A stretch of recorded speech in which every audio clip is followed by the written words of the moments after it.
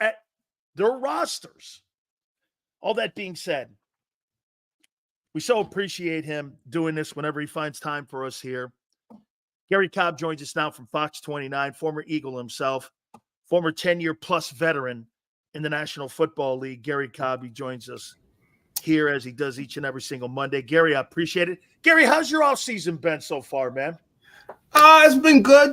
It's been good. Man, it's so hot, man. You see how hot it is up here? Yes. I can't help but think, if I was going back out there, oh, man, as hot. It's been sizzling up here, man. Sizzling. The guys are really, they're going to get a real, but I check all that. I don't even need to say it. They don't work. This ain't 3 days and 3 months. That's right. Hey, man, these guys have lawn chairs nowadays when they go to camp. It's the way things have changed so drastically. But anyway, just getting back, I'm not going to get into that. But it's hot, man. It really is. But, of course, I've been thinking about, the Eagles thinking about, the decisions they have to make, looking at all those kids they got back there in the defensive secondary, how they've got to sort this out. They got to see who can do what. And then just defensively up front, man, I feel like finding where Jordan Davis is and go, hey, dude, hey, I'm getting you up at about 6 or 5:30. We're going to run. We're going to do some drills. We're going to get you ready, man, because this is a huge year for him. And, if he plays the way he's capable, but he's got to come in shape. He's got to develop a pass rush. The guy he's athletic enough to do it.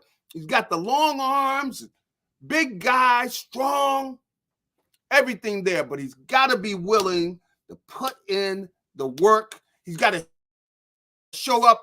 In fact, he's got to come in and everybody's got to go, okay, all right, now that's what I'm talking about. This is what I'm talking about. He's got to show, man, because the last couple years, no stamina at all. Absolutely. So he's got to be a major factor this season here. And they got to get something out of that defensive line. They got to get those guys in the middle. If they do a good job in there, I tell you, they got so many, for the defensive backs. Some of those kids, I don't know how smart they are. But they're athletic. I'm telling you, they got some athletic kids back there, especially with the kids that they drafted. So they got talent back there. You just got to play smart football. But I did like the way they were playing zone. I see Fangio had them doing a good job of playing zone, meaning matchup zone, where they were communicating and everything. So I like what I saw initially. But they got a lot of talent, man. They, because if they got a good defense, offensively, if they can't put points on the board, somebody needs to be, taken off and horsewhipped. If they can't, all that talent they got offensively. So I'm just looking at the defense, and you got question marks on the defense, no doubt about it. They got young kids that haven't done it yet, and I mentioned Jordan Davis. We got to see something out of him, and then. The linebackers. Nolan Smith. Yeah, Nolan Smith, you're right. So there are a lot of question marks on that defensive side of the ball. That's the thing where, if I'm going to be concerned about the Eagles, it's their defense. Offensively, they should really eat people up. Let me throw this at you here, Garry. Nick Sirianni did an interview with Philly Voice, and he was asked a question about the preparation for the upcoming season, and he said this: we're not going to overcorrect at all on some of the things that we did, because if you remember right, the last 2 years we got out to an 8-0 start, then we got out to a 5-0 start. And my take was this: well, every team is different. The 22 team had veterans that knew how to prepare each week, and prepare for themselves. And this unit that you have a lot of unknowns. You have a lot of youth in the secondary, as you said. Yep. You have a lot of potential, and you have a lot of prospects. When we're talking about the players and projections. Even Bryce Huff, he's not a prospect, he's a projection. That's right. Going to replace Bryce Huff. So when he says that, is that a fundamental flaw? We're being told this, Garry. So you had 16 practices total in the offseason in shorts. Mm-hmm. Probably going to do the same thing you did with 14 or at least 13 full scrimmage practice or full gear practices. So you're going to have a total of 30 practices, and you think you're going to be ready for September 6th when you have a new coordinator and all that, and you're going to do the same? And I said some of the things that they did last year at the beginning of the season and in training camp, I think affected them at the tail end. Can you go into a season with a organizational way of doing things and not adjust to the type of personnel you have and think that you're going to be a success this year? Nick thinks, I'm comfortable Fangio's not going to allow them to do that. I mean, what I saw out there was a guy that had these guys start working, I don't think he's going to allow them because they're not ready for that. Come on. You got kids that don't even know what they're doing. Even when I was looking at them, you can see you got young kids that are learning the game, and they need to be working. They got young bodies. They need to have them out there. That defense especially, they have got to put in the time, because, when you put kids in the game, a lot of times youth, they will go out and they'll disappoint you because you'll see the kid doesn't really understand what he's doing. So you have to do a lot of teaching, and they need to be out there on the field.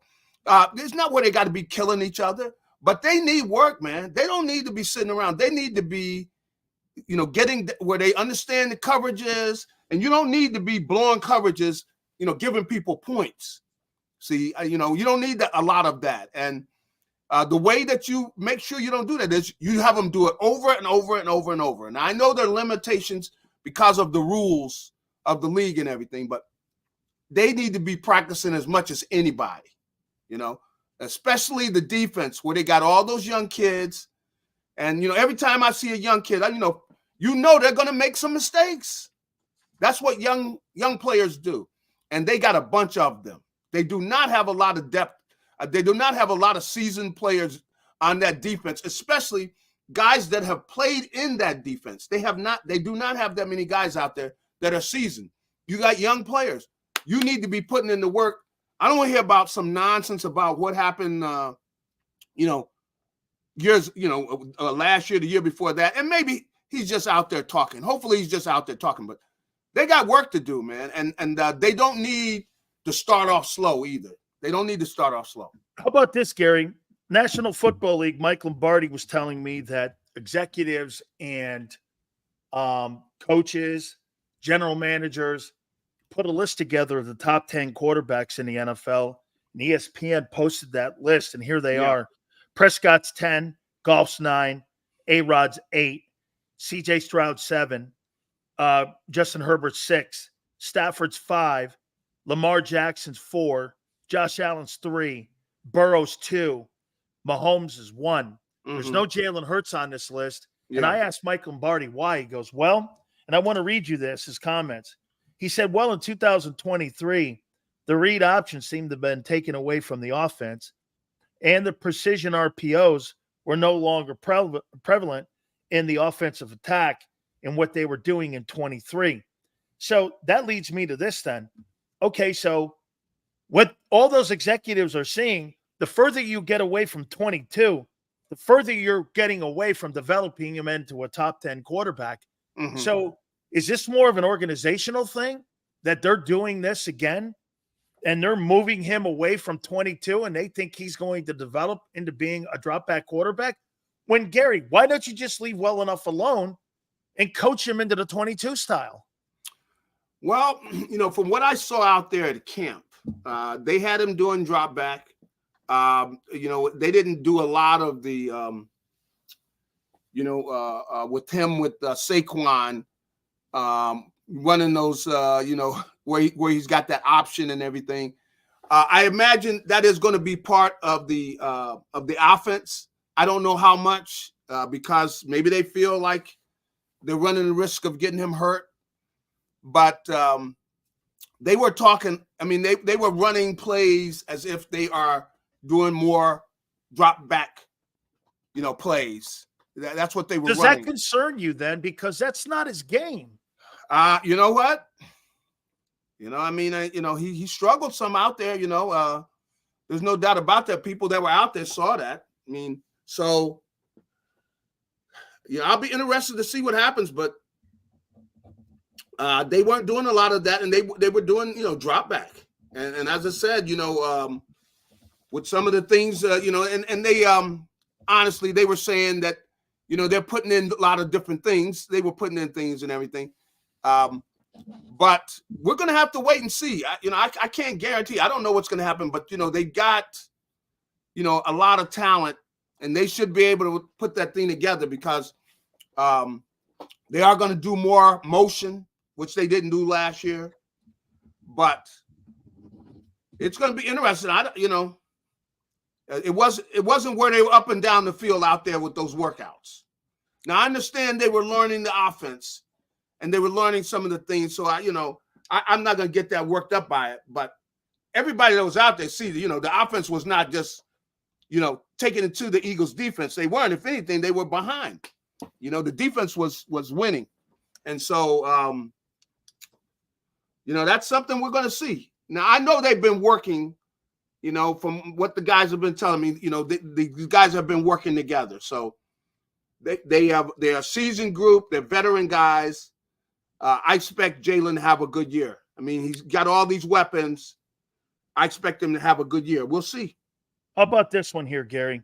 Yeah. I think the guy that's really kind of the wild card in this whole thing is Saquon Barkley and how they're going to use him. And I'm going to make a point to you here. Mm-hmm. So he's got 1,200 rushing yards so far in his career. And he had over 900. Wait a minute. 1,200?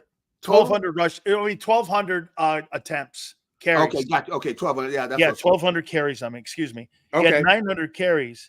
Yeah. In his 3 years at Penn State. So you're talking about 2,100 carries in the last 9 years. And the Eagles are looking at a guy who's had knee surgery 2 of the last 4 years. Mm. Do you look at a guy and is that just something like, well, it's a big name car. It's like buying a Ferrari with 500,000 miles on it. Yeah. And sitting there thinking that that's going to be the same Ferrari with 40,000 miles on it. I mean, I look at Saquon and I agree with John McMullen. I think he was a really good player, but do I think he's a game-changing player? I don't. And now when you put the miles and you put the knee injuries on, why am I going to believe just because, get this, he has better players around him now, he's going to have a better career? Well, shit, Jalen Hurts had better players around him last year, and he had a down year. That doesn't necessarily equate to that, as you know, because you have great players around you. The Eagles had a nuclear meltdown last year. Yeah. Mm-hmm. So how do you see him and his role with this team? Well, of course, I'll be honest. I'm in wait and see, just like everybody else. Okay. But I will say this: that what I saw them doing to him, they were throwing him the football. Okay? Oh, so you think he's going to be prevalent in the passing game? I think they're going to try those places every time they get where they can get him the ball in some space, because that's where, to me, is where he's the toughest. Because one-on-one tackle, it's tough. He's tough to tackle in those one-on-one situations like that. And of course, when you look at the Eagles, you're thinking about the pass defense. You're not thinking about Saquon Barkley. We got to worry about all these other guys. So I think they want to get him the ball in space. That's what I think they want to do with both in the running game and in the passing game. Get him the ball in space. Get you in a situation where they line him up outside. Boom. He shifts back. Now he's running the ball at you. I think what they want to do is, I don't think it's going to be where they're pounding. They don't want to do pound. I think they want to just get him in situations where he's got room to run, and I could see even with the running game where they're spreading you out, and then they're running against a front that is, kind of weak because you got everybody thinking about the passing game. So I don't think they want to pound the ball. They were really working on the passing game to him.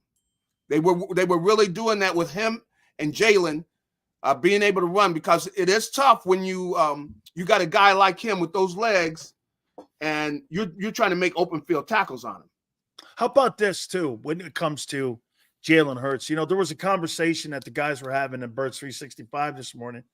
And Gary, last year, Jalen at one time in the season had a knee brace. There was conversations potentially that, you know, he had been playing, and maybe not with an injury, but as you know, you can have a nagging injury throughout the year that doesn't preclude you to go on the injured reserve list, or you even have to report it. It can be at that point where it's just a nagging knee injury. Like you can have a slight tear in your meniscus and still play through it, and you don't really sometimes even have to report it. You and I know that players have played through shit like that before. That's right. So all that being said, do you think that that was a little bit of some of the ineffective stuff at play calling last year? Was that they were trying to work around not putting him into harm's way? And one of the reasons why is that some of the things that didn't look so consistent, taking away the read option, taking away the RPOs, that this year it'll be different because he's going to be going into the season more healthier than he was a year ago. Could that have played? And I'm not trying to make an excuse here for anybody here. Player accountability and coaching accountability was account. But that was, as you know, coaches, coordinators, they'll coach around an injury on a player. Could that have played into it last year a little bit? That was part of the situation. Yeah, he was not 100% healthy, and he had a wheel. You could see was bothering him. They try to make like, you know, cover it up as much as possible. But if you look at things closely, you could see that he was not, you know, as healthy as he has been. I don't think they want to lean on that as much. I'm going to be very interested to see, you know, what their new offensive coordinator, you know, Moore, you know, what he sees, you know, and I think that's one of the reasons they brought him in here is they want some new ideas. They want him to do some different things. And I think that they have enough talent, especially, you know, I expect Jalen to play better than he did last year. You know, he's had a year under his belt.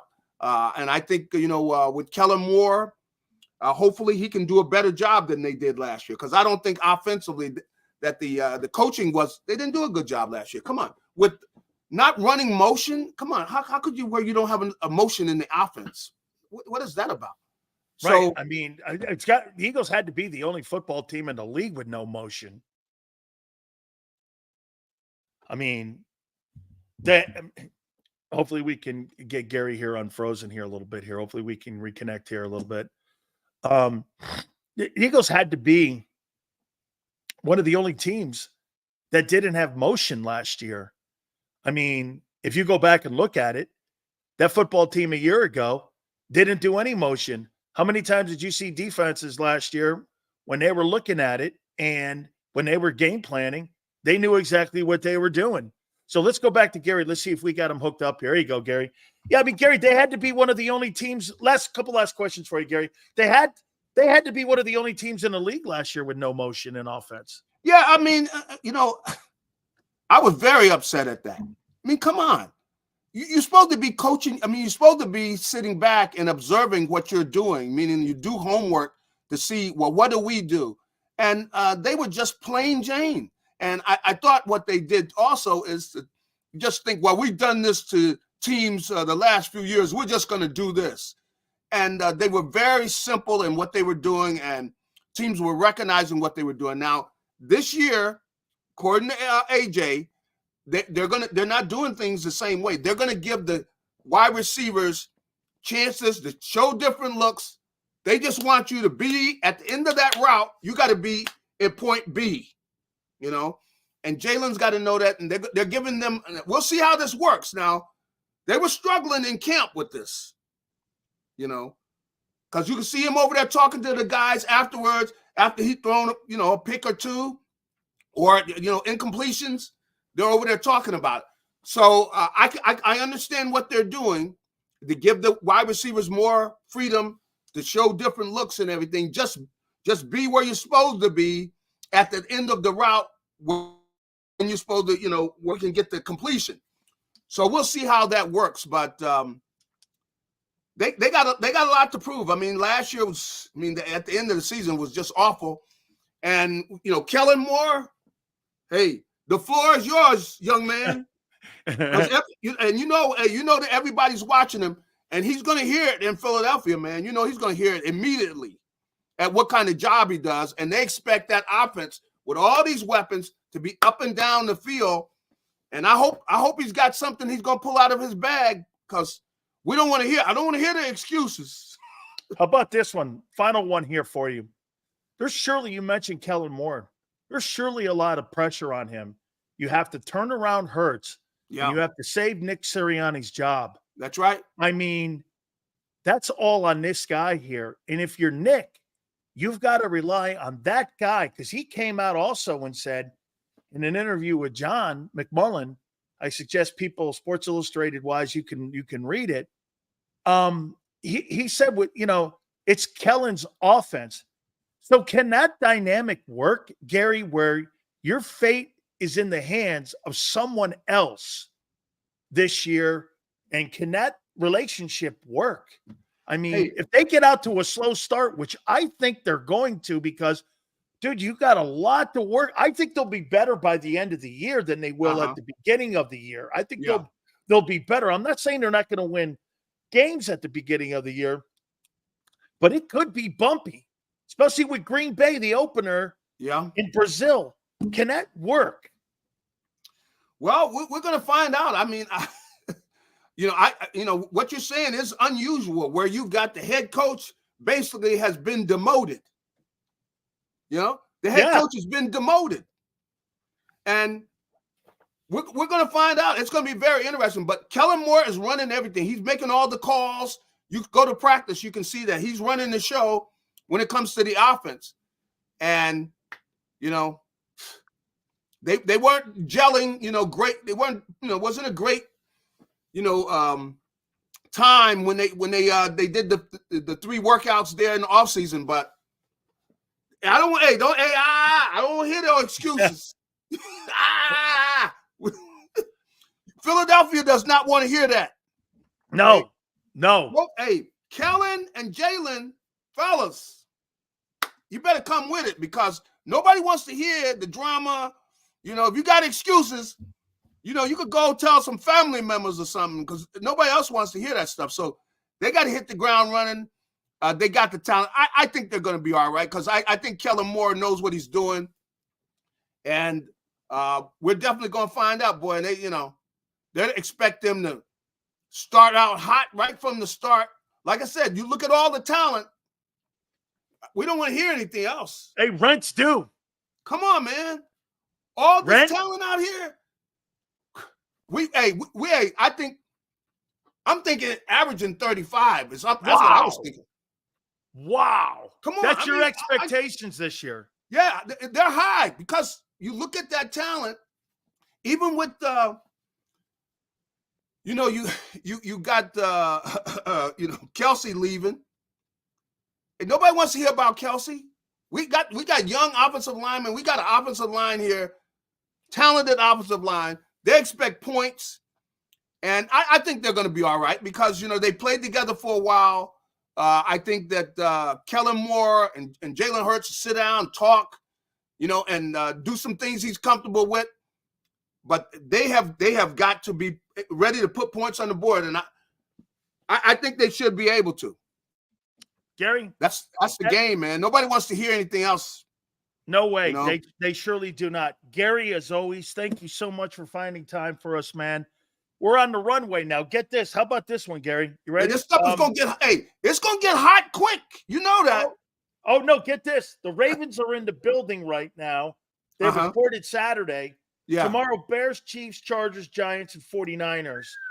Eagles report on the 23rd. So I know. We are here on the runway here. So football season is kicking up. You're saying there are people in camp? Yeah. They got those are rookies that are showed up right now. The Raven rookies are in the building right now. The Raven rookies are in the building. Yep, rookies and free agents are in the Ravens. They've been in the Ravens building for 2 days. Hey, well, let's get this thing started then. Let's go, baby. Hey, Jalen. Hey, man, come on, let's go. That's right. Hey, Gary, thank you, my friend. That's right. Hey, take it easy, man. But hey, you got it. Our good friend, Garry Cobb. All right, I appreciate it. Thank you so much, man. Thank you, Gary. Hey, have a good one. You got it. Our good friend, Garry Cobb. Make sure you hit the like button. Keep It Here National Football Show. If you missed any of today's show on the JAKIB Media channel, listen to the podcast on your way home. Available on YouTube, Apple, and Spotify.